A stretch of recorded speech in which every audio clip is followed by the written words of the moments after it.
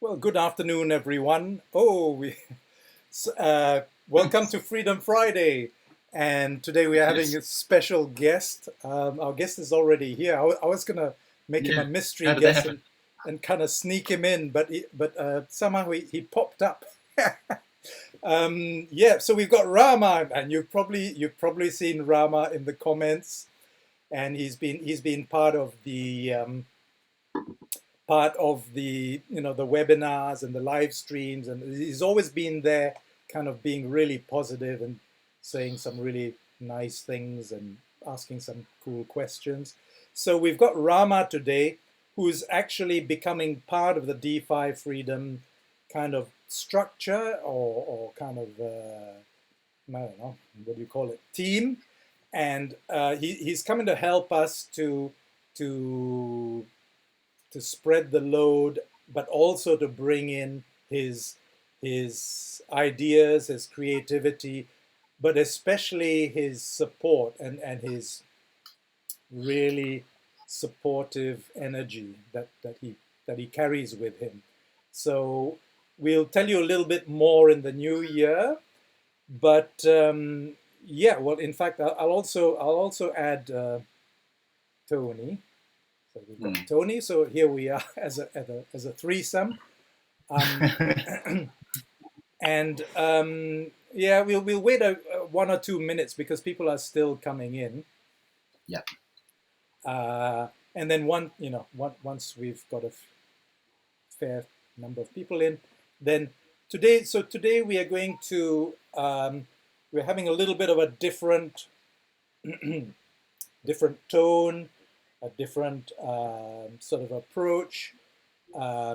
We're going to look at we're going to look at really we're going to look at ourselves. Yeah, we've been looking at the world, and this thing is happening and that thing is happening. This is gonna happen or that's not gonna happen. And but we're going to look at, okay, we are coming to the end of the 2021. Things have happened, in different parts of our lives, and how can we how can we interpret those things, because things happen and we respond to them. So depending on how we respond to them is what we get out of our experiences. So Hmm. sometimes we react to things and we kind of like go and and that might not be helpful for us, and might not even be helpful for the people around us. So how can we, as freedom warriors, how can we become more warrior-like and actually take charge of how we respond to life and the things that have happened, and then from there, how can we then create something different in 2022? So that's what today is about, and that's why Rama is going to help us. He's gonna tell you where he comes from, his background, and he's going to share um, something of what he offers on a regular basis. And then Tony as well is going to come in and maybe bring a little bit of a bigger picture around it.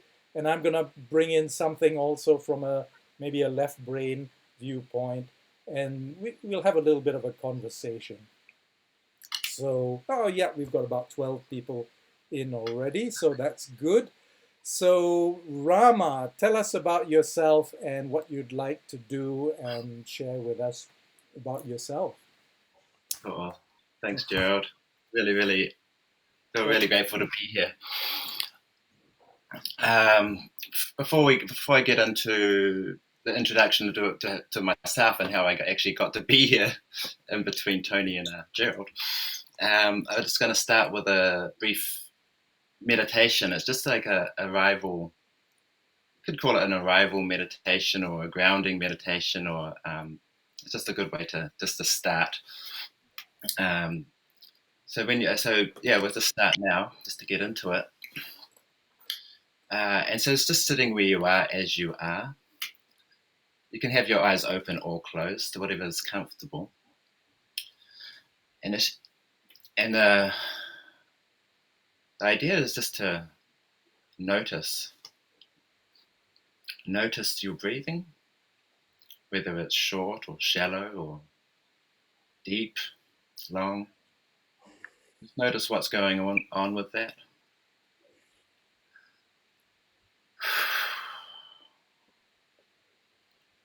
Notice any thoughts that are going on.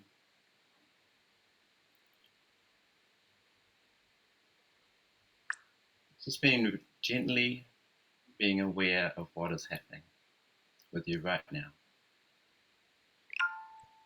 And allow yourself to relax into that.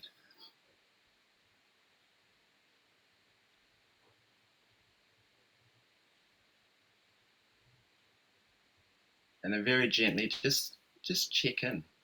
Maybe starting at the top of your head, going down, and just scan your body very gently, noticing any sensations.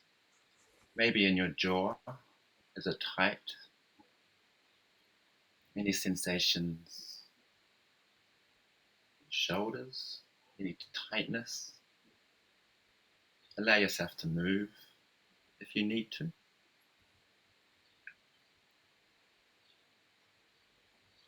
And just scan the rest of your body going down. Your stomach, sorry, we missed the heart. In your heart space, your chest, going down in your stomach. How was that? Notice what's going on. Any butterflies or tension?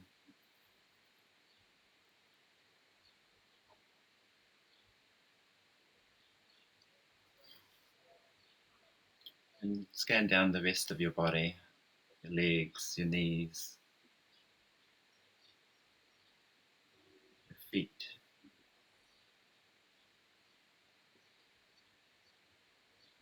It's simply being aware and noticing what is going on for yourself right now.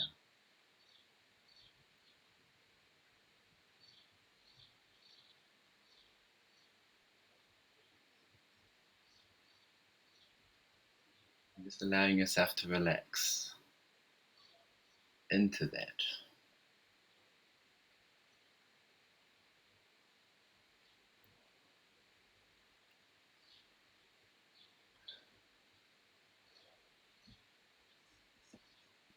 Maybe take a breath a little bit deeper, a little bit more conscious.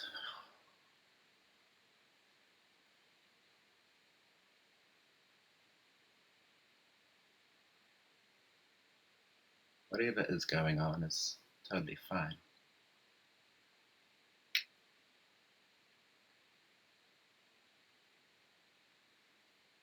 And then allow your awareness just to move a little bit further outside of your body and notice the connection between you and the seat and the sensations that feels like. Notice if your feet is on the floor, notice what that feels like.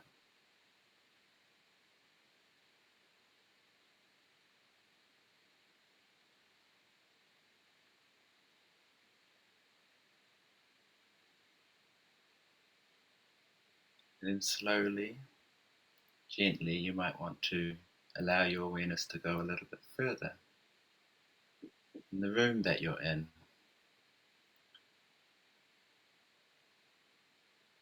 Notice we have the walls and the ceiling and the space in between.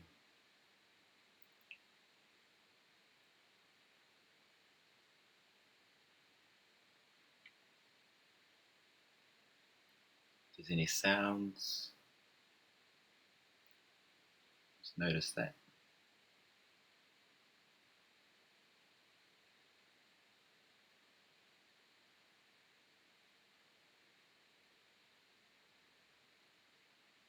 Just allowing yourself to relax into the awareness of what is happening.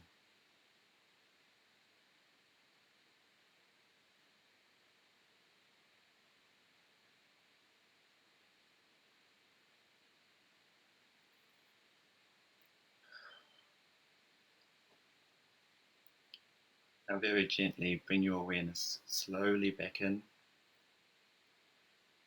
your body.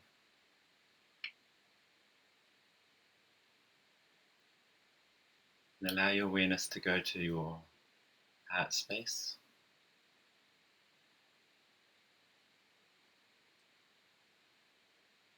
Take a couple of breaths.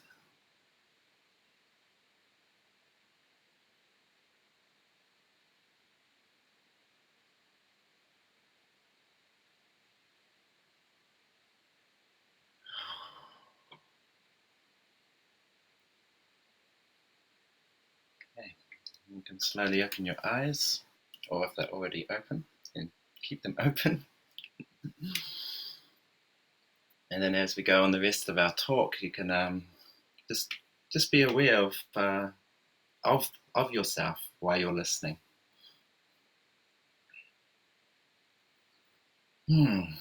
So yeah, that's I call it arrival meditation or grounding. I use something similar in different ways, depending on what's going on. When I start things, when I arrive to do something, like if I'm going on the computer or the phone to check my crypto or something like that, I make sure I just, especially if I'm in a rush, or I have to do something, I make sure I take a moment just to arrive. And it's really important just to set yourself up for what you need to do next. Um, yeah, so I'm going to be asking questions. So if you've got any questions, just fire them away. And Gerald, maybe you want to, if anyone's got any questions, you can just shout them out, and that will add to the conversation. Sure, Well, I'll do that. don't shout it out, just say Yes. it. Yeah, so my name's Rama Wharerimu. I was born in Wairoa, which is on the east coast of the North Island of New Zealand. I was brought up on a little farm, and I moved when I was about 5 or 6. My whole family moved down to Dunedin, which is in the South Island, and that's where I was brought up. I've got quite a big family, and then yeah, it's just a normal childhood. But then when I was about 16 or so, for some reason, the desire rose up inside of me to know who I was. I don't know. I wasn't. I'm not part of a religious or spiritual family, so I don't actually know where that came from. But it was just like, oh, there must be something more. I think that's what it was. There must be something more, and that led me on a big spiritual journey. Um, I met some traveling monks when I was about 17. They were from the States, and they introduced me to a particular meditation, which was perfect timing because I was starting to have my first bouts of depression then. Sorry for the video, but you can still hear me, I'm sure. Yeah, so I decided it was such an amazing. I felt like, oh, that's it. So I went overseas, and I was over in North Carolina first, and then after that it was in Canada, and I trained to become a meditation teacher, and I took vows, and I became a monk, and it was all amazing. I was like, yeah, this is it forever. Um, I spent 10 years with that group, with that organization, and I traveled around a little bit and spent time in different centres, and eventually came back to New Zealand 10 years later. I feel like everything goes in loops, and circles and cycles. I came back to New Zealand when I was about 27, and I became really disillusioned. Some things were happening within the organisation and within myself. I was like, oh, this is sort of cult-like behaviour. It wasn't. It's not. It wasn't as it had a pure start and an intention, but it started to get a bit muddled, I felt. And so I became really disillusioned with the whole thing, and spirituality and enlightenment, and it's all a bunch of bullshit, really. That's what I felt. And so I quit all that, and I gave it all up, and decided I just want to be a normal guy. And I went to university, and eventually it went, just working heaps of different jobs, eventually I met someone and we had a couple of children. I've got two girls. They're 5 and 7 at the moment. They're living with their mother because we split. I'm just rushing through all this, sorry, just to lead me back to here. And so yeah, things were going along. I was doing work. I was been working in support work, looking after autistic people for quite a while, and that was really good. But it was only like about maybe 3 or 4 weeks ago that I was like, oh, I feel like doing something different, something completely new that I've never done before. And I keep thinking of cryptocurrency. I was like, oh, that seems like I'd like to get into that. And then all of a sudden, a good friend of mine who's part of the DeFi freedom community, she called me up and she's like, oh, my friend Tony and Gerald and this, and you should check it out. And so I jumped on, and for some reason, I just really resonated with the whole thing. And I felt like a vacuum cleaner or a sponge, and I just soaked up as much information as I could. It was a very steep, intense learning curve for me, but I just felt like I really needed to learn, and I didn't know why. Well, I sort of knew why, but and then I it became really obvious to me that Tony and Gerald, because of they were so busy and all their what I call higher learning stuff, it felt like they could possibly do with some support to help new people like myself get started into cryptocurrency. So I got hold of them, and lo and behold, here I am.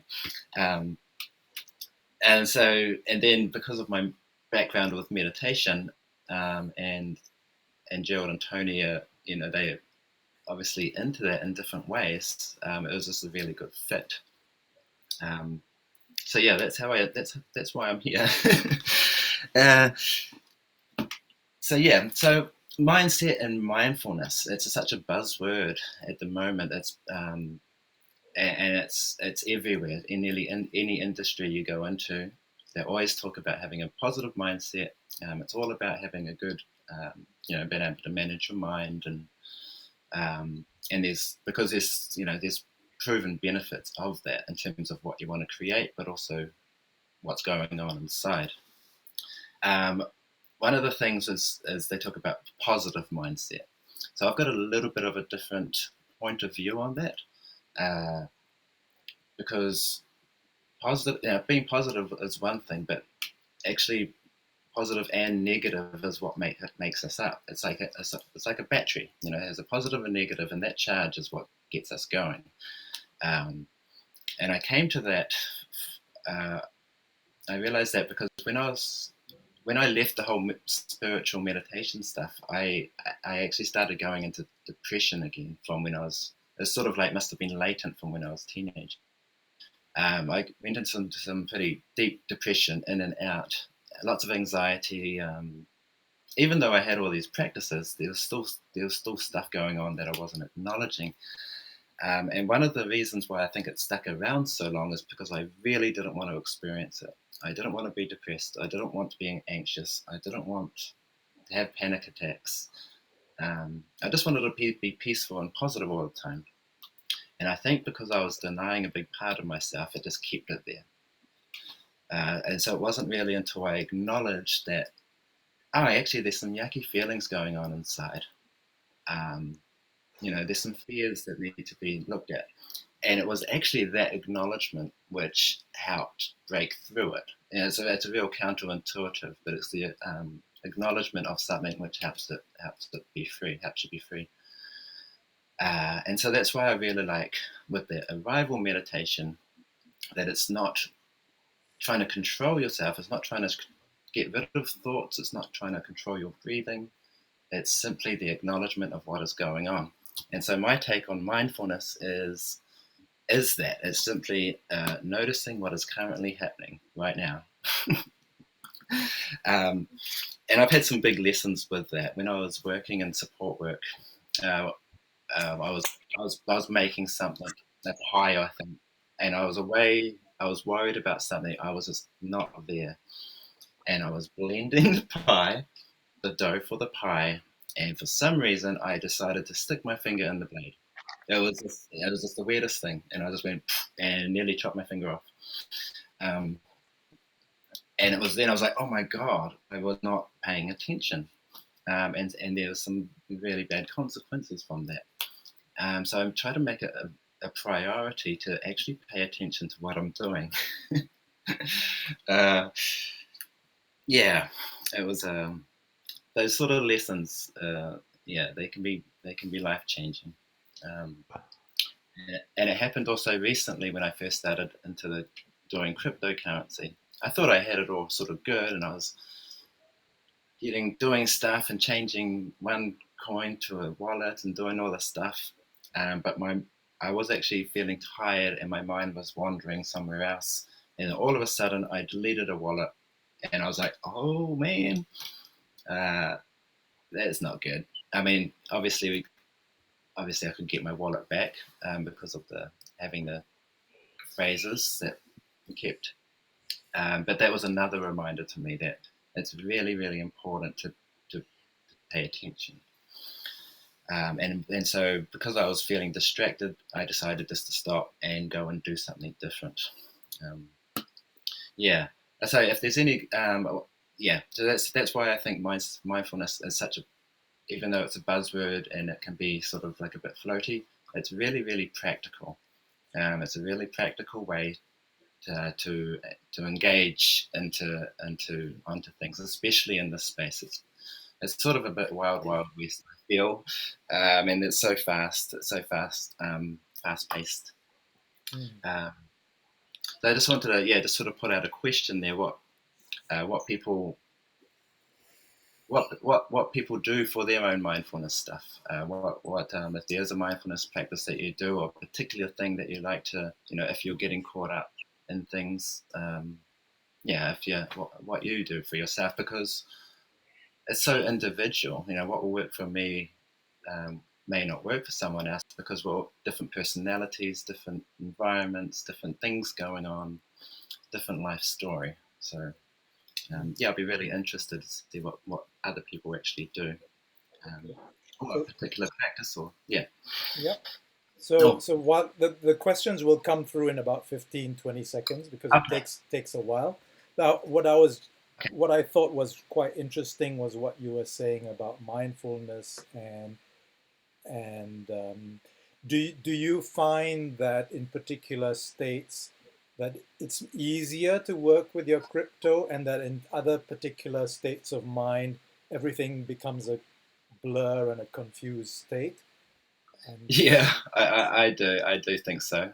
yeah, When I'm feeling clear and a lot stable and a bit brighter, it's a lot easier. I feel, yeah, it's a lot easier just to play in that arena without getting caught up in it yeah, for myself.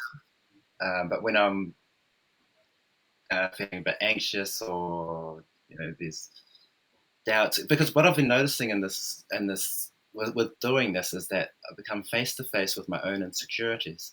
Um, and like obstacles that I've got to like come up against, not just obstacles with trying to find how a certain wallet works, or or I'm trying to learn how to read the market yeah, at the moment, right, that sort of stuff. I'm like, oh my god, it's like a new language. yes, um, but if I'm able to just, especially because when I first started and I heard you and Tony speaking, it was just went all over my completely. I just didn't know what you're talking about. It was like, wow, all these things are so exciting, but I started getting FOMO, like anxious. I've got to do this and that. So for me, it was just okay. I'll just rest back and where am I now? I'm a big believer in step one. Okay, where am I now, and what's my next step for me? What do I need to do? mm, Um, so that's what helped me. yeah, Uh, yeah, cool, um, and so with mindful sets, there's so many different ways that you can go about it. Uh, um, Heaps of different things that you can do and play with. It could be just like what we did before, just checking in.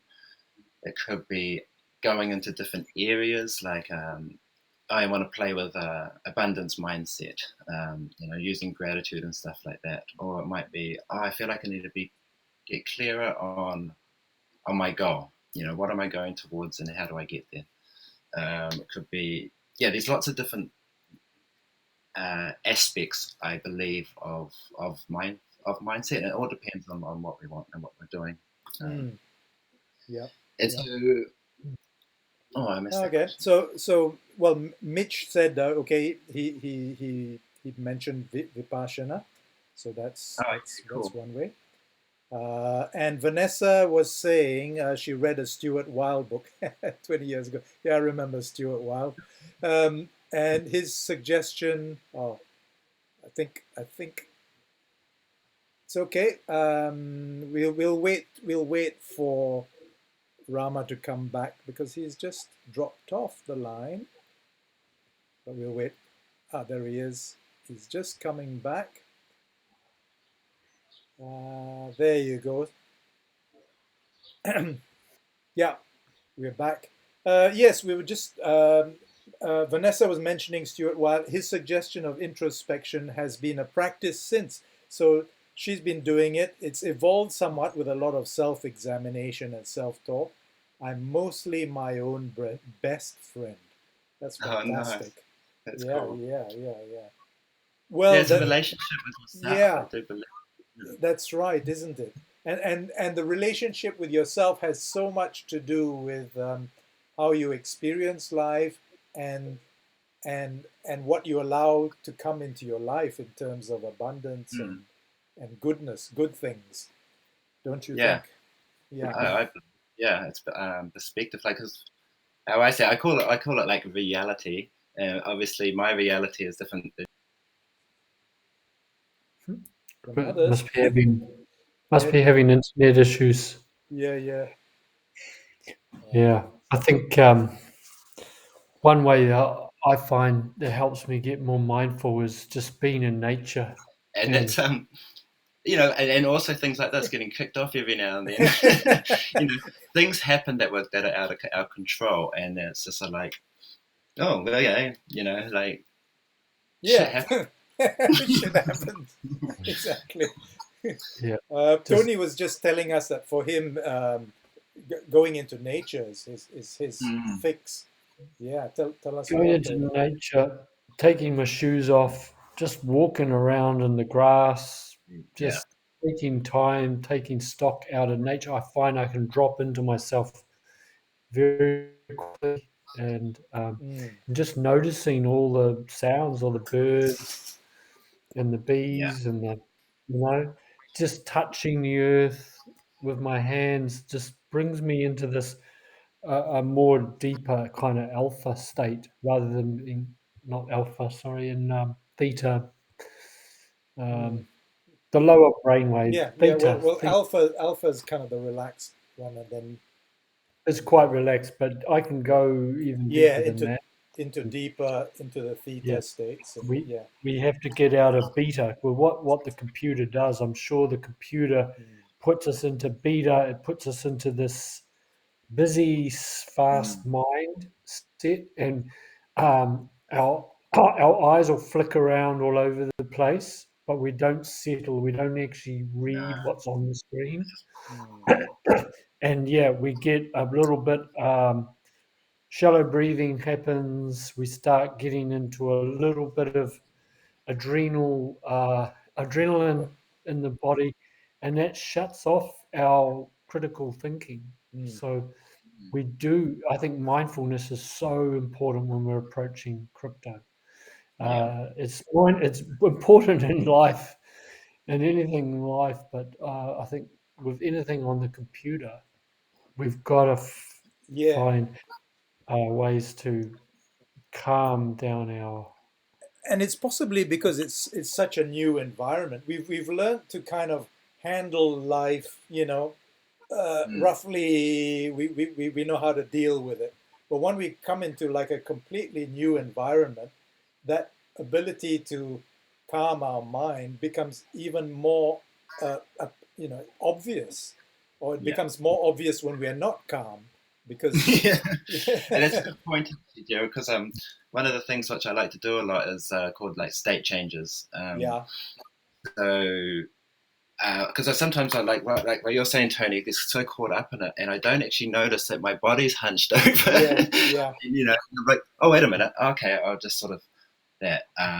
Or other things I do is I'll just jump out and start, just shake it off. Mm, Or just got some weights downstairs, going to lift some weights. There's a boxing bag downstairs, go and punch that. There's so many different ways which you can just shift your energy to help maintain that balance. Nature. There's have a drink of water, or yeah. go and spend time with your wife or your partner or your kids or husband, or like people are so important.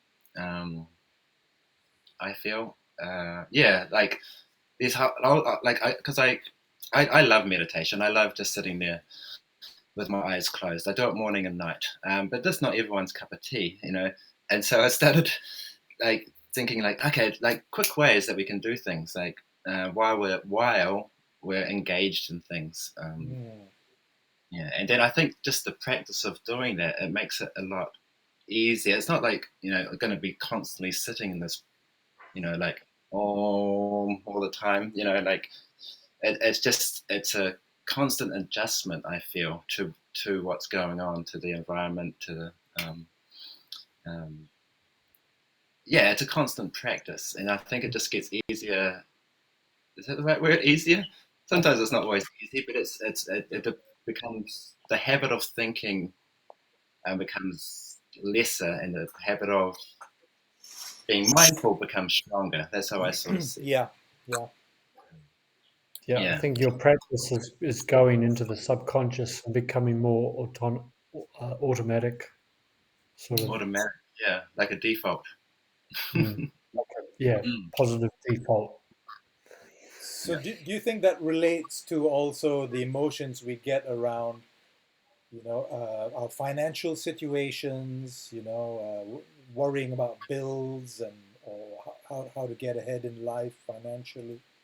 Um, do you think that do you think that we get held back? We kind of get a little bit victimized by the way we think, and that if we could I do. actually get over all that, yeah, I do think so, and I think a lot of it is this unconscious things that we've picked up along the way, yeah, maybe some like childhood traumas. I think I say trauma as loosely. I'm not talking about something intense. It could be just yeah, something that happened that caused a certain belief.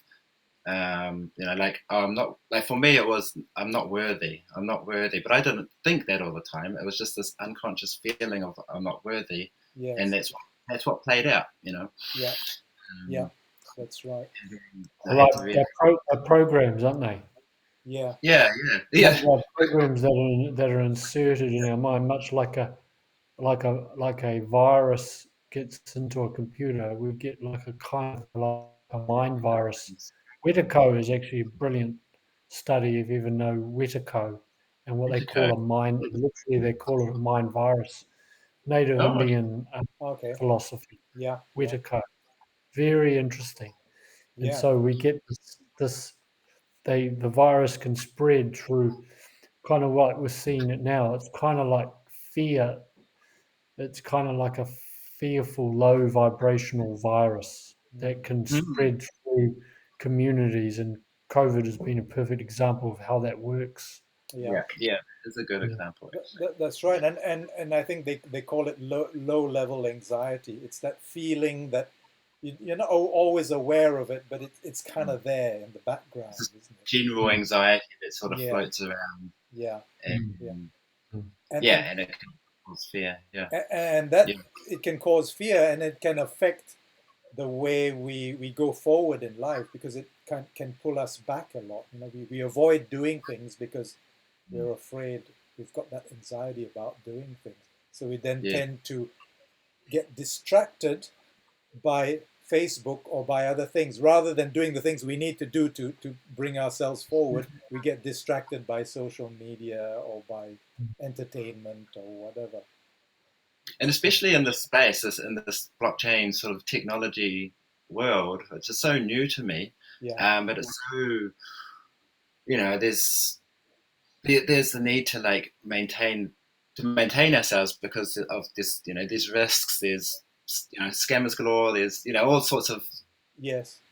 things going on. There's also a lot of awesome stuff and goodness. Fantastic stuff.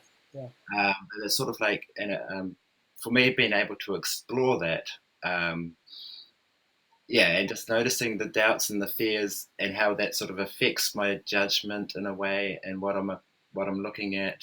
I think you're right with that. It's like, it's sort of like it's a relationship with that. I guess I don't know if I'm making any sense with that. Yeah. Hey, this space does bring up anxiety because it does take people out of their comfort zone because we aren't used to this sort of level of technology that's very new. And I think technology and anything that appears quite left brain logical does challenge a lot of people. Yeah. And we're having to do things that are very detailed and very specific, and we're also having to take our money into our own hands, and that can be So I quite was gonna say, freaky. Yeah. yeah, So there's a lot of and we are on the cutting edge of technology, which is, you know, here we are. We kind of think we are spiritual, natural people, and then suddenly we're on the cutting edge of technology. It's kind of, oh, how did I get here? Yeah. yeah. That was a good point. What you brought up, Tony. I Yeah. think it's all about self-responsibility. No one's, it's like there's no one's fault if something goes wrong. It's on our own, really. Yeah. And so that's why really, paying attention to all that. And which I actually love. Like, it feels really empowering to take full responsibility for myself, like for what's going on, and for my responses to this whole crypto world, which I'm just loving. I'm loving exploring it, and I see this huge potential, not just for, it's not just finances or anything. That's definitely a big part, but it's the whole thing, the whole, a community, conscious beings. Like, it sounds really strange saying that in terms of technology, but I just see how it's such a good match of a spiritual blockchain or something like that. Who Yeah. knows? No, From I this, there agree. might be some sort of enlightened I, AI that starts going. I don't know. I agree. It's just about knowing the technology and how it can fit in, and understanding. Yeah, it's just understanding all the different pieces and how it can integrate together. Mm. Yeah. And So I was going to talk at some stage. I was going to talk about the goal setting and doing visioning and that as well. So we can start that too cool. when you're ready. Yeah. Yeah. The only last thing I really wanted to say is, with the DeFi community and the people in it. Like, I personally know a couple, and they've got really great uh, techniques that they are really, really good at, like the breath coach, yoga, hypnotherapist, life coach. There's all sorts of people that have got within this community. They've got amazing amount of knowledge and expertise, and it'd be really cool to like share it around. And I think that's Yeah. part of it. Yeah. Is the whole community. Yeah. Absolutely. Most of this community that we're involved in have, are quite conscious, aware beings who are understanding what's going on in the wider world, and I think that's pretty cool. We're not a money making group. We're not a get rich group. We're just looking at crypto as part of a greater freedom and wholeness. And that's something that I like to repeat a few times so that if anyone new coming in wondering what we're about consciousness, and we're about freedom, and we're about truth, really. And just it gets expressed in different aspects of our life, like in our relationships and in our work and career, and being able to live our purpose. In this day and age, while we still have to have mediums of exchange, if we want to achieve our purpose, we have to somehow find our freedoms and foundations and grounding points, and we have to have a bit of funds to be able to make a lot of things happen. And so it's not going to just, unless we're really advanced, it's not just going to magically appear. We've got to work through the physical realm to bring it into manifestation. And that's the hard part. It's easy to think about it and dream and float and do all that, but bringing it into manifestation takes some work. It does. It takes action. And I think one of yeah. Go ahead, or like, oh, I was saying like, yeah, you're right. It's sort of like I've got this goal, and then we think we're just gonna go towards it. It's gonna be smooth sailing. But if we include the obstacles and challenges are part of that as well, then it will make it a lot. Because it seemed to be like, oh, I'm going to do this, and then some obstacle comes up, and oh no, I'm not supposed to do it. I won't do it. Yeah. That obstacle is part of the growth process. That's right. And how do we get around it, over it, knock it down? Who knows? It's like so challenges is part of life, and it's like, and part of the growth process. Exactly. As soon as we set big goals, we've immediately created obstacles. We create big challenges. That's right. We've created big challenges, and the secret is just to be able to overcome them through a combination of thinking, feeling, and acting. Really. And mindfulness. What I found personally is that when I have particularly big challenges, and I just can't for the life of me, think of how to solve it, I'll say to myself, well, I'll rest on that, if I've got the time, and I'll actually allow myself to, my inner brain, to actually come up with a solution. And invariably, I come up with a solution. I mean, it happened to me just 2 days ago. There was a website kind of technical thing that I just couldn't figure it out, and I thought, okay, I'll fix it tomorrow. And tomorrow, bing, the idea came to me. Oh yeah, this is what I do, and boom, it was over, And yeah, panic. Angela had a panic attack, and because of being new to crypto. Yeah, me too.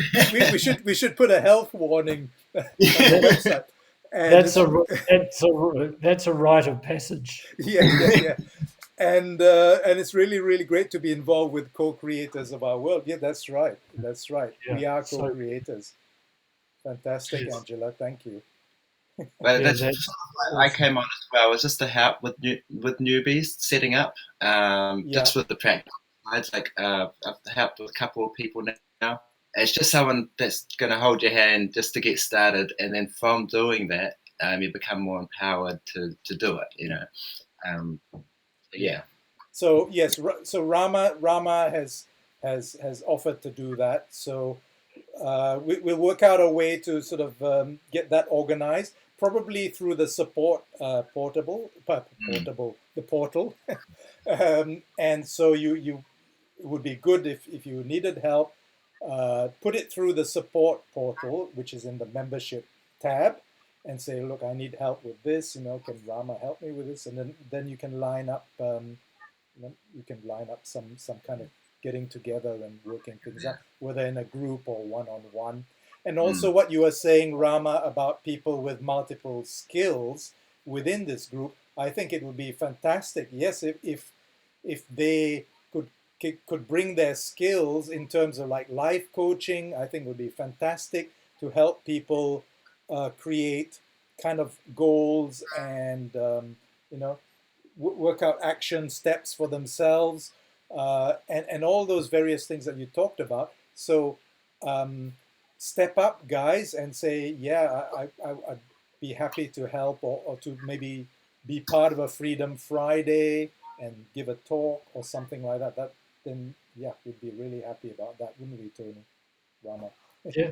Yeah, yeah, This is about a community coming yeah, into unity. It's all about it's not just about us and telling you what to do. It's about all of no, us commingling together, collaborating, and yeah. that's how I see it too. Because we all have ideas to bring to the table. We all have skills to bring to the table.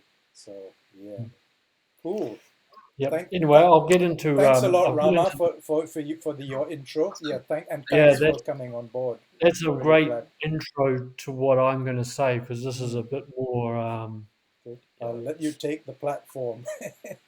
um, uh, planning and goal setting. I have to say it's not always been my strong suit, and it's not something I've particularly been very disciplined at. But it doesn't have to be very complex. It can be very simple, and simplicity is the key. And keeping it so that it's real, keeping your goals and that real. So there's a thing called SMART goals. SMART is like an acronym for specific, measurable, achievable, relevant, and time orientated.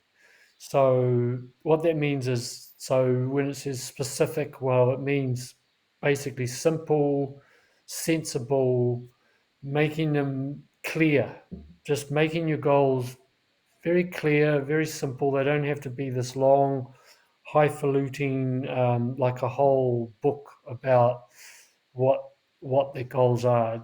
It can be just bullet points or things like that, or just a sentence, just basically outlining your goal. But they have to be measurable. Um, that means they are basically this is kind of some of the how tos. Measurable is like how much, how many, like how many clients you're going to get by X amount of time. How much are you going to earn in X amount of time? That sort of thing. And so it has to be something that's measurable, and it motivates you. And achievable basically means that it's basically realistic. It's Achievable really means how. How will you achieve this goal? Is it actually achievable? Is it agreeable and achievable? And relevant is a reasonable goal that is totally realistic. It is relevant to your current situation. Um, it's relevant to your specific skill set, where you are now. So making goals that are completely, you know, out of the ballpark, just they become so big that most people don't even attempt to try and create them because they're just not realistic. So, and it has to be results based. You have to be having a result in mind. And time is a great measure. When we make our goal, it's best to create them with all these smart acronyms. And time, they need to have a time where you are going to create this goal by. And time limits, or I don't like to say deadline. I don't like that word, but timely, realistic time and specific time, and achievable in that time. And to try and take it down even further and go back to the simplicity, just make the goals simple, easy, bite-sized chunk goals. That as we to run a marathon is just one step after another. You will not achieve the marathon if you don't take the first step. And I think this is where a lot of people have trouble, including me, with goals. It was about I write the goals down and then I put them in a book and then I never look at it again. So the idea is that we have to manage our goal setting and have a ritual where maybe every Friday, I don't know, at a certain time, or you sit down and you just revisit your goal and you just see how you're doing, and set yourself a bit of a calendar and make sure you're recording the tasks that you want to do that week, and just manage the goal. Just like we've got to manage our crypto, we've got to manage our goal setting. The other key thing about this is questions. Question, if you break the word question, it's quest ion. We are all on a quest, whether we know it or not. And that quest is leading us to our ultimate vision, our ultimate purpose. And I'm going to talk a bit about that in a minute. But before we get there, I also believe it's important to ask the 5 key questions. Why is the goal important? You need to know why you are setting your goal. Why is it important to you? What do you want to accomplish? This may seem like a very almost so simple question that it's ridiculous, but this is what our mind needs. Our mind needs simple, asking the obvious questions, and it doesn't always get an obvious answer. So, figure out what do you want to accomplish. What's the goal going to accomplish for you? Who is involved in this? Are you going to get your partner involved, your husband, your wife, your son, daughter, whatever? Who else are you going to need for assistance? Who could you go and see to assist you in this goal? Where is it located? Where are you conducting this? Where is it? Is it online? Is it offline? Where in the universe? Whereabouts are you creating this goal? Is it in this country? Is it in another country? Just all those where questions, and which resources are involved. How much money do you need? You know, what other limitations could be involved, or what do you have surplus of? What's going to make it easier if you tapped into those certain resources? So these are the standard questions. These are the part of the questions I use in my Earth Star teaching about what, when, where, how, why, who. These are the key questions. If we seed those into our mind, particularly after doing a mindfulness exercise or meditation, your mind is going to be more receptive. The soil of your mind is going to be more receptive to plant those seeds, which is what this is. It's seed planting to create a future harvest. So, and I also believe in setting a vision. A vision is your end goal. That is the big what. That's what you're going to end up. What do you want to really ultimately create? What's your vision going to look like? That's what it is. It's basically, the end goal of your life. How much money you want to have? What are you going to do with it? Where are you living? Who are you living with? What's the environment that you want to end up in? And purpose. The purpose is your why. That's your big why. For me, it's about awakening freedom. For me, my goal is about freedom on every level. But everyone will have different versions for them. Even people will have different aspects of freedom. So some people it might be for your family, it might be for your children, it could be charitable purpose, it could be anything. But I think we need to put a bit of mind power into what is our purpose and the mission. The mission is the ultimate how. So this is fitting in with I always talk about the Trinitaries, I call them, or the Trinities of the building blocks of manifesting come in threes. And so this is my what, why, and how, which is your vision, purpose, and mission.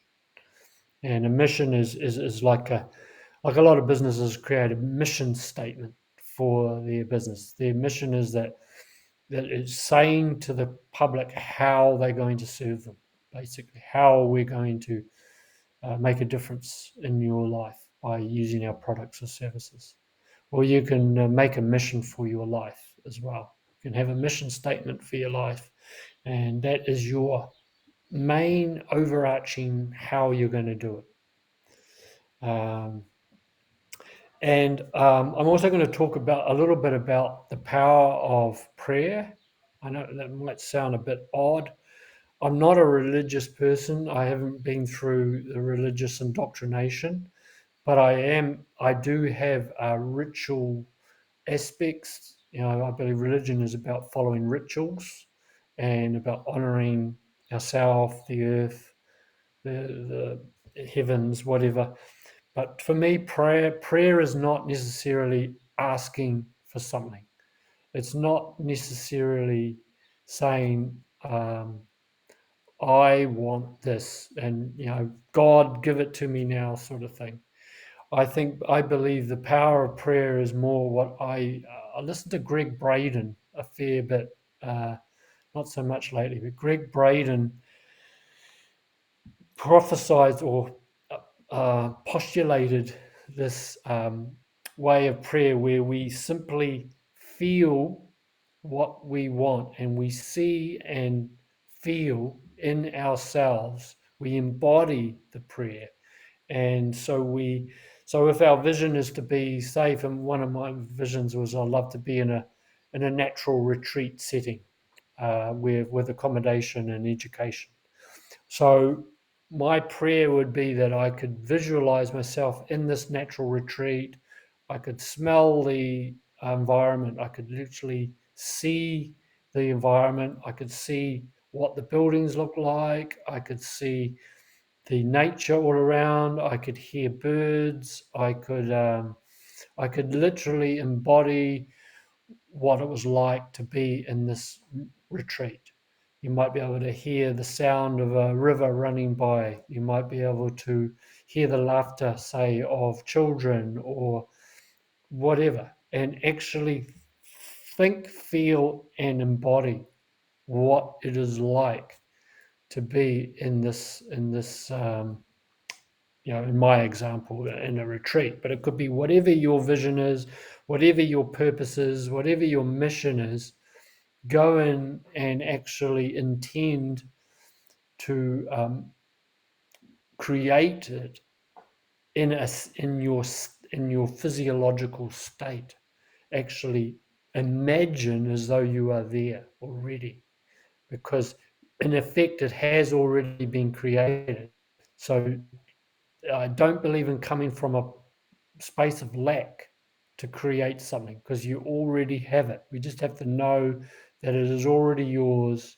If you desire something enough and you want it enough, then if it's burning in your heart and it's something that you really feel that you have to do, then there's nothing that can stop you from creating it. And I've proven that to myself. I did a lot of things that people thought was absolutely I'd never achieve. One of those things was I used to love dreaming about the Himalayas. I used to go to India and I'd dream about what it would be like in the Himalayas. I would visualize it up there. I would, I had a few Indian friends and I was going to India to buy goods at the time, buy products for my shop. And I used to just, without even really knowing, I used to look at the pictures of the Himalayan mountains and talk to a few Indians about it and their experiences. And I would go home and then I would literally sit down and I think, wow, I could, what would it be like? And I would sort of recreate what I thought it might be like in my mind. And then one day I just got a email saying, "Oh, you've been to India a few times. Are you going to take people?" And I thought, wow, there's a thought. So I pondered on it, and then next minute another email, I kid you not, from somebody else came in and said, "Oh, I know you've just come back from India. I'd really like to go to India." And then, boom! And within 6 months, I was in India taking people in the Himalayas. And I to before that time, I would have thought, wow, I don't know that's achievable. How could a white boy lead a group up in the Himalayas? But I did, and it actually fully realized that my musings and my dreaming wasn't in vain. It was literally pulling me there. And so now I'm just get a bit more conscious about when I want to do something. I really take time to think about it. Is this right? I play with it in my mind over a period of days. I will meditate on it. I will feel it, feel if this feels right. And if then I start getting signs to act upon, and then I'll take some action, and then it'll either peter out or it will continue carry on. And just about all of my projects, um, that I've manifested have sort of followed that basic pattern. So for me, it's about doing what I love. If I enjoy what I'm doing and it's fitting in with my skill set, I believe in doing something that's within your skill set, within your talent, within your talents, within your passions, within your experience as well, and your character. You know, if you start to understand who are we really, beyond this name and beyond all the other things, like the surface things that people try to pigeonhole us. Oh, you're your education. You've got a PhD, or we get identified by all the physical aspects of our life. It's important that we understand who we are as a soul, as an energy being, and what you really love to do will be there in your heart.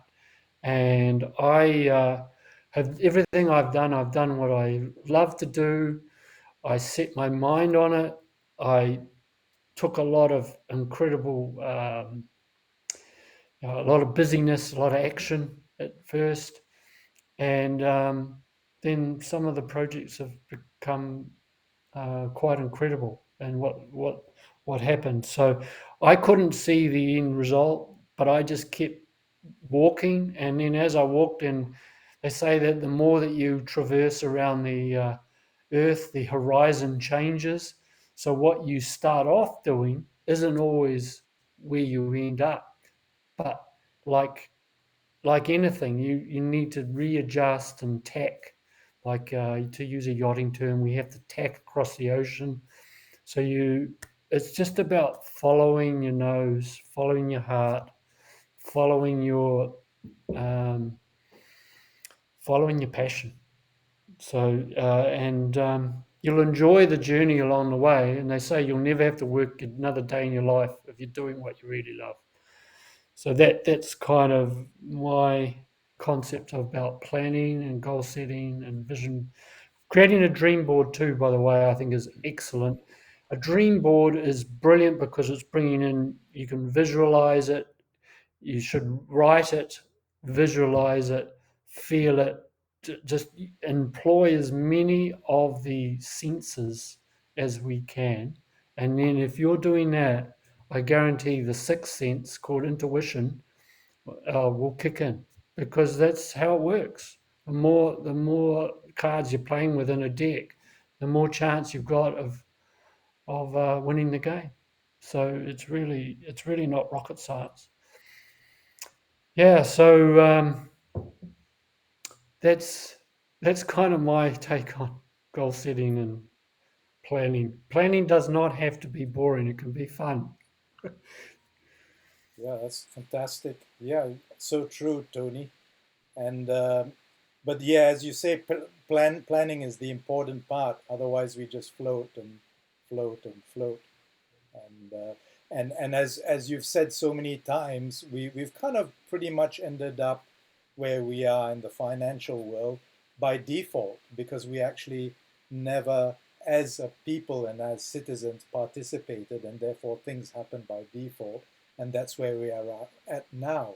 So it's brought us to a stage where we have actually to decide that yes, we have to start doing stuff for ourselves, for our communities, um, and reversing that the default situation that we've arrived at. So here are the tools, guys.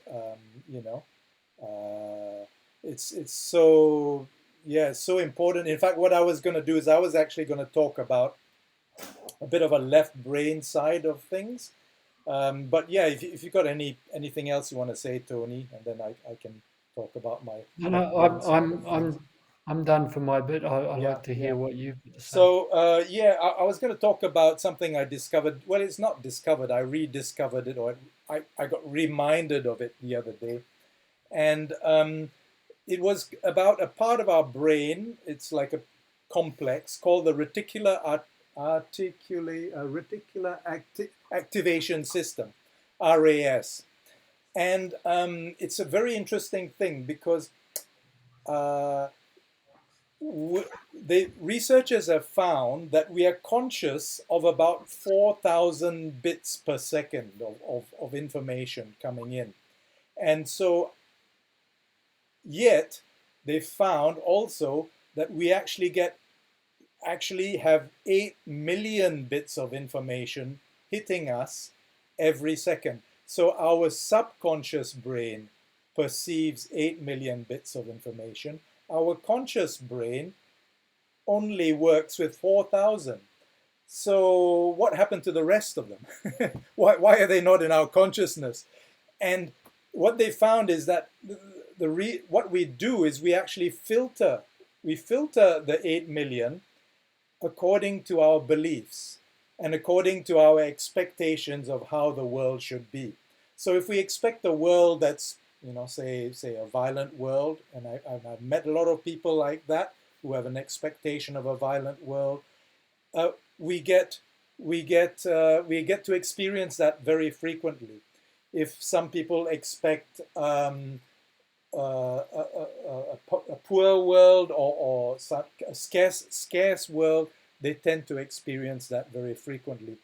And we know of some people who like have an expectation of things coming to them all the time, and that's what happens to them all the time. So they have created basically the 4,000 bits of information every second. We are actually creating our world with that. That's the world we have created. The real world is 8 million bits or more, but we have created a 4,000 bit world. So if this 4,000 bit world that we have created is not something that we feel is really where we ought to be, then the way to actually move into something else is to change our beliefs and change our expectations. And and often we think, well, that's really hard to do. But we also know, and we also think that it's really harder to do if we are older, right? Some of us are more mature and we think, oh, our brains are kind of ossified and fixed and whatever. But they found only in the last 10 years or so, or 15 years, that the brain is plastic till the day we die. That means the brain is actually it's changing and it's growing and it's reconnecting right up till old age.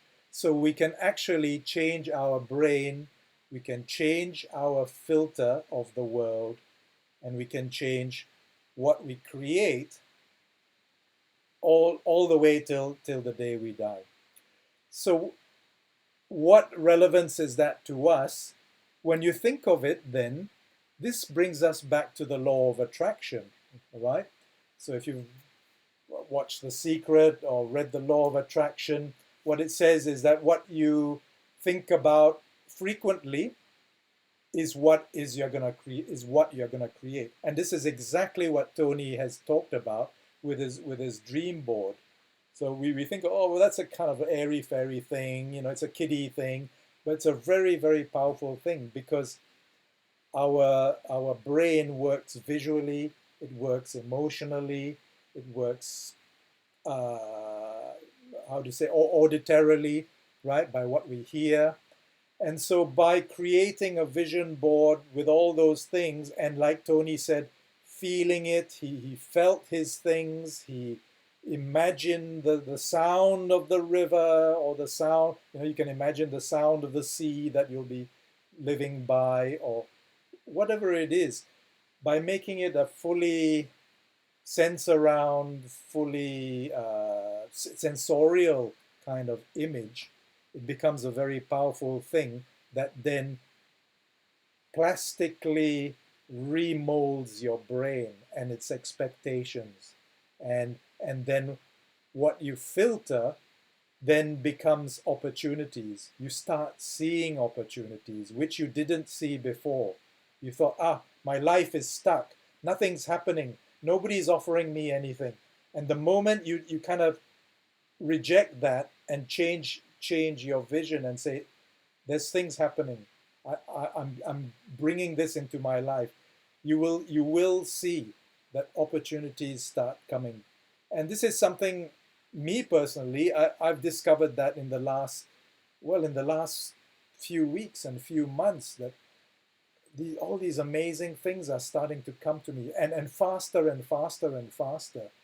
And it's like, wow, where I felt before that I was stuck, and how do I get past paying my bills every month? Every month I only earn enough to pay my bills.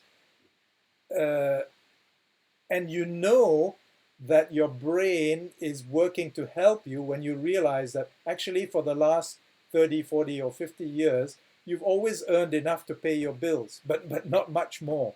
Right. So what if you shifted that? What if you shifted that expectation and said, well, instead of just paying my bills, I'm going to actually do this, or I'm going to do that, or I'm going to do that, right? And then the opportunities will start coming, and you'll start seeing some things happening. So if you do go through a life of drama and difficulty, right now, think to yourself. And we know that these dramas and difficulties can draw us in, like Tony keeps talking about the tsunami. We get drawn into that wave, and then we are rolling around in the wave, right? So how can we shift our mind, maybe using mindfulness, and maybe Rama can help us. Maybe Rama, you'd be open to. I'll just add your sound back. But Rama, you might be open to helping us shift our minds so that we can actually accept the fact that we can change this whole plasticity and bring new things into our mind and shift that. It's a trick, isn't it? When you're caught in the drama of rolling around in the wave, how do you get out of it so that you can then surf the wave, right? And then the drama is gone. So I really encourage you guys to over the next few weeks to start thinking about this and to start actually doing things. There's one I was going to share a little thing. It's called vision wheel of life. That's right. And what you could do is create a little wheel of life and reviewing the year that's come by. Where are you at in your physical environment in terms of the home, the where you live, and all those things? Is it how have you felt about it, say from 1 to 10? what's happened with your career? And for a lot of us, a lot has happened with our career. What has happened with your money? Your fun and recreation, that part of enjoying life and having fun, playing in life. How has your play been? How has your friends and family? uh, you know, well, we say romance. Romance is kind of a bit of a romantic word, but how is your love life? The people that you love, that you really are intimate with, and what is your health? How has it been, and how has your personal growth and spirituality been? So it would be really good to, you know, kind of look at it. If you're not a numbers person, just put a kind of a sense of how it has been for you, and then do a meditation, do a mindfulness meditation, and then come back to this and say, okay, now what do I want to create? Now that I know that I'm a creative person, I'm a creator of my reality, what is it that I want to create? And then you redo the exercise, and then from there you can create your vision board. you know you can create your goals, and you can write those down. You can create a set of affirmations and visualizations. And I think that probably guys might agree with me, but there are two ways to keep connected to this process. One way is to keep being grateful, and remind yourself of what you're grateful for, because that process of being grateful connects you to the source of the flow that comes back into you. And then the second one is, as Tony said, is to reconnect with nature, because, like Vanessa said, we are part of nature. And when we remember that we are part of nature, then we remember that we are part of the abundance of nature, and everything that it brings and the life that it brings. So I think I'll leave you with that. Yeah. Anything anybody wants to add to that? No, I just want to. It's like this whole thing is about being empowered within yourself, and Mm, there's so much. Yeah, we've shared lots of things, lots of different tips and tricks and different gems for myself and Tony and Gerald. But the main treasure is yourself, and I think it's just like just really taking the time, taking the space that you need to do that, and then which is another important step, taking those little action steps towards it, and being bold in that, mm. um, and claiming what is rightfully yours. Yes, yes, you know, indeed, and indeed. also that there's support. There's people that to here to help and support and assist in all that, and all the different aspects, whether it's mindfulness, the planning and goal setting, um, practical stuff of setting up crypto, or the other things that Tony and Gerald talk about with the projects and the larger picture. There's heaps of support. Yeah, Mm. yes. Mm. And there's heaps we're gonna do next year. So, put on your seat belts if you believe in seat belts. But if you ride your horse bareback, that's fine too. But yeah, we're in for a wild ride. So yeah, clear your mind state. Well, probably what I would encourage you is, over this next period, clear your mind state and just clear the dross. Do a broom out or vacuum clean, or whichever way you want to do it. But so that we come into the year with a kind of a clear slate, and with that we can do lots, and especially together, supporting each other, encouraging each other, and teaching each other. So Mm. yeah, I'm really excited for 2022. How about you guys? Absolutely. Yeah. I think 2022 is going to be a massive year Yeah. on a global level, and it could be a massive breakthrough year. I I'm Mm, I'm very it is. optimistic that Yeah. people are going to come out the right side of the ledger in this. It's just that we have to wake up, and the awakening is happening at a huge pace now. So, ultimately we win. That's the way I see Yes, it. that's right. The Yeah, war everyone. yeah. Try and focus on what you want rather than focusing on what's wrong at the moment with Mm, society, because that's important. that can pull us into the wave of rumbling around, and that can also restrict our reticular activator system. You know, the 4,000 bits. What do they consist of? Do they consist of us looking at Facebook and all the horrible things that are going on, or do they consist of us visioning like Tony, dreaming, and or or like Rama, closing your eyes and being in that space. Uh, Even if you're doing nothing, hey Rama, even if you're doing nothing, that's Yeah, actually a fantastic thing, great thing to do. yeah, Yeah. absolutely. uh, okay, we have already won. Exactly, precisely, Angela.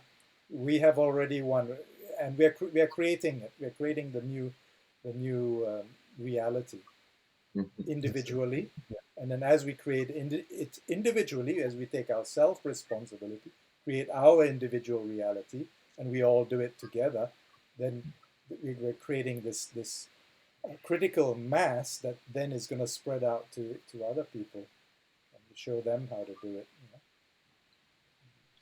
Cool. Awesome. Thank you. Yeah. Anything else? So people get busy, create your vision board for over this period. It's a powerful time because the 1st of January is set as the new year because it goes back to Egyptian times when they were creating the calendar. 1st of January is a very powerful time when Sirius, the star system Sirius, is opposite. I believe it's opposite the Earth or opposite the Sun, which obviously is connected to the Earth, and it's a powerful time for. That's when they would do a lot of the visioning of what they wanted for the next year in the Egyptian times, because they would sort of pray. Isis represents Sirius. Sirius, if you look at the word Sirius, and Isis comes out as Sirius, she's the goddess of fertility. She's the goddess of um, um, Love? Was it, sorry. was it love? Like artist of love? No, fertility. Mm. Um, Probably love was probably in there somewhere. I just forget now. But she was the like the mother of Horus, and it was the trinity of Isis, Horus, and Osiris, and Mhm. they are the trinity deities.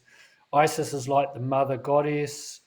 Osiris was the dark one, and Horus was the newborn son. And really, it's depicting a day in the sun. Horus rises on the horizon. Hours, the word hours comes from Horus. It's just a rearrangement of the letters. So Horus would rise up on the horizon. The noonday sun is known as Ra. That's when the sun's at its full height, and then set and sunset as happens Mm. at twilight. That's the three aspects of the sun god. Mm. And then Osiris was at midnight, the dark, and he was the evil one. But really, it's just a parable Yeah. about the light. Yes. And Isis was like gave birth, if you like, to the sun, and that's Sirius. Sirius is our great sun. That's a type of sun that activates our Earth sun. And then we've got Alpha in the great central sun, which is even more. This is even more of the sun of the universe, if you like. Whereas Mm. Sirius is like the sun of our galaxy, Oh, and our sun is the sun of our planetary, yeah. solar system. Yeah. Mm. So I just thought I'd throw that in. So it's a Oh great time yeah, to manifest. it is a powerful time. In fact, just one more thing to add to your toolkit homework is to write a letter to yourself. Write a letter to yourself saying, "This is what I will have. This is what I will be. Dear me, this is what I will be. This is no. This is what I am. This is what I am doing. This is, all the things that you want to be and you want to do and you want to achieve and you want to receive. Write it down, seal it, put it away, and next year at the same time open it and see what happens. See what would have happened. So, yeah. I think it's a good idea to write down that which you want to let go of as well. Yeah. To bring something in new, you have to let go of something to Yeah. make space. Perhaps, So, yeah. So in fact, maybe you could write that down as what I want to let go of. And do you think then you just chuck it in a fire and burn it, and you let go of it? yep. I think that's one of the Yeah, ritualistic ways of doing it. Yeah, it is. I've done that. I've found it very powerful. yeah, Matt. Yeah. yeah.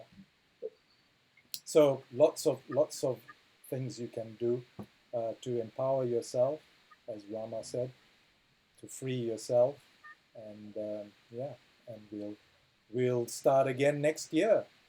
Yeah. Yeah. So yeah, this has been an awesome session. I Yeah, loved it. really, thank you, Rama, for coming on Yeah, and your wisdom. I Oh, really think that thank you both. it's a great trio we got going here. yes. Hope they don't say Thanks we're. for thanks again for all your people showing up, Yeah, your thank you regulars, and guys. I see a few new people in there, which was really great. It Yes. looked like they had got something from it. That's excellent. Mm, And yes, and Susan, yes, you were on that first trip I did to India. That was a momentous trip, I bet. and it was it was actually a pinnacle of my life at that time, Mm, climbing those mountains. gee whiz. But Well, still on they my live bucket on. list. They live on in my literally in my being. Yeah. And you have powerful times like that. If you're having a hard time, just remember something that was really amazing in your life, or was something very powerful and positive. And that's I find that's a great way to bring back that state that we need to be in. Mm, Just to realize that we are very flexible and very plastic, as you say, Gerald. The mind is like plasticine. That's why they call it neuroplasticity. exactly. Okay, cool. Thanks a lot, guys. We'll have a fantastic Christmas and New Year's, and we'll see you in the new year. We'll keep in touch. Thanks.